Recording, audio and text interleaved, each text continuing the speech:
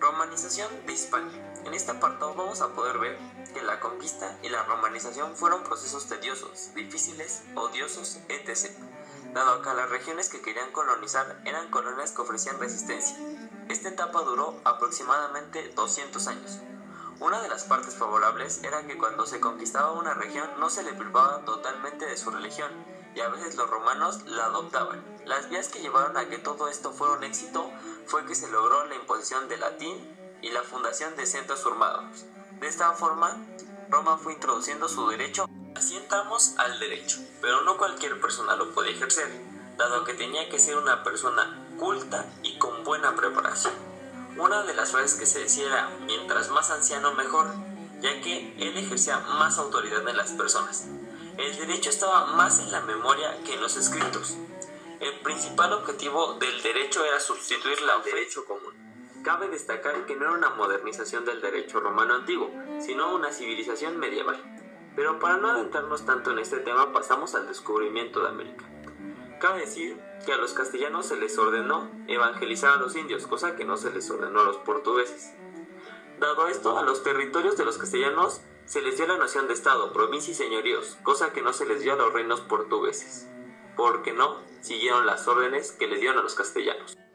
El dominico Fray Francisco de Vitoria dijo que los indios, antes de la llegada de los españoles, ejercían un legítimo derecho de propiedad. Enrique de Susa, mejor conocido como el Ostiense, dijo que el haber acudido los reyes católicos con el Papa para que repartiera las tierras según la práctica jurídica desde el siglo XIII, constituía título suficiente para legitimar las nuevas tierras sobre el dominio de los indios. Pero el profesor británico de la Universidad de París, John Mayer, en contra del Ostiense, dice que el Papa, al igual que el emperador, no tenía derecho sobre las tierras. Bartolomé de las Casas dice de una manera más religiosa que el derecho de los cristianos a estar en América es el predicar el Evangelio, lo que implica una potestad de la Iglesia sobre los fieles. Para Juan Ginés de Sepúlveda, los indios eran bárbaros dementes y siervos por naturaleza.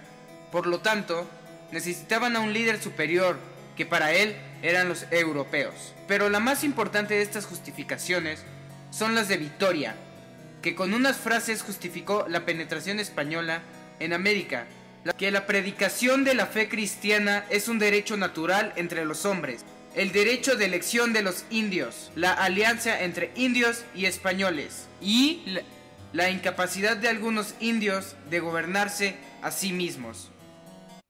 En 1767, Carlos III expulsa a los jesuitas del dominio español, cerrando sus escuelas o el colegio de San Ildefonso, logrando luego, en 1774, que el Papa Clemente XIV dictara la extinción de los jesuitas como instituto reconocido por la Iglesia.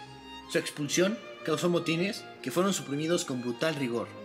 Cuando sube la dinastía Borbón al trono, quieren restaurar el poder español, reanimando la economía y reformando la sociedad. La negativa de los jesuitas a pagar el diezmo eclesiástico y la existencia del obispo Palafox para que lo hagan determinaron mucho la caída de los jesuitas.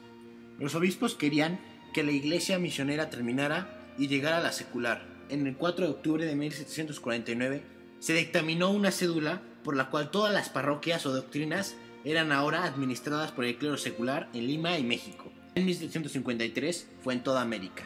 El clero no conocía las lenguas nativas, entonces era incapaz de comunicarse, cayendo en una amenaza que los nativos se volvieran supersticiosos o idólatras.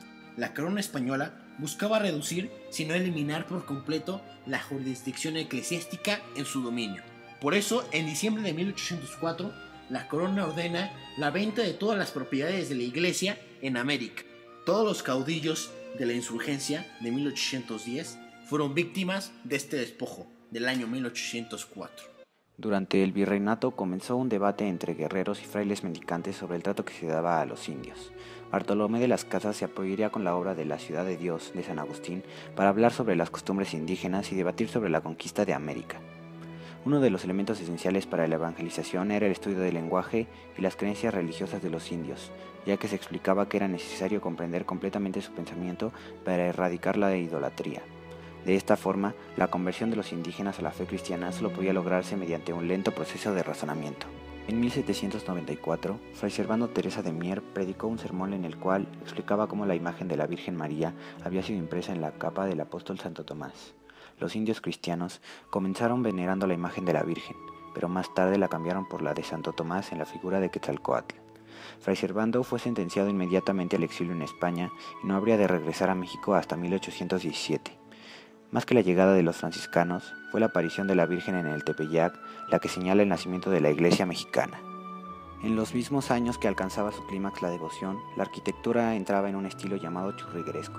Durante más de 60 años, la Nueva España fue escenario de un logro artístico que solo encontraba rival en Andalucía, Austria y Alemania meridional. Fue hasta la llegada del estilo neoclásico impuesto por los Borbones que apareció una fisura entre el gusto popular y el culto.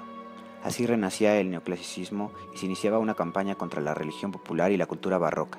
Sin embargo, en 1810 la cultura mexicana continuaba dominada por los mitos y tradiciones de los 2 siglos anteriores, por lo que el levantamiento mexicano estuvo unificado bajo una misma ideología.